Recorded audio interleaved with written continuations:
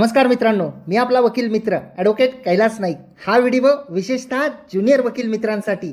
आपल्याला माहीत आहे का की अशा प्रकारच्या केसेसमध्ये अगदी वकीलपत्राला सुद्धा स्टॅम्प ड्युटी लागत नाही. ऐकून आश्चर्य वाटतंय का? ही तरतूद कायद्यामध्येच आहे. चला तर मग कायद्याचं म्हणजेच तुमच्या फायद्याचं बोलूया.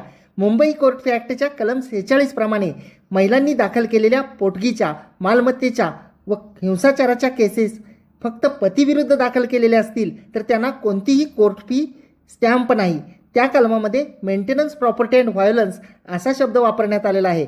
त्या कलमाप्रमाणे मुंबई कोर्ट फी ॲक्टचे शेड्यूल 1 आणि शेड्यूल 2 या दोन्हीमध्ये नमूद केलेली कोर्ट फी एक्झम्प्ट म्हणजेच माफ केलेली आहे आणि वकीलपत्र हे शेड्यूल 2च्या क्लॉज 12मध्ये येते. त्यामुळे त्याला सुद्धा कोर्ट फी ही माफ आहे.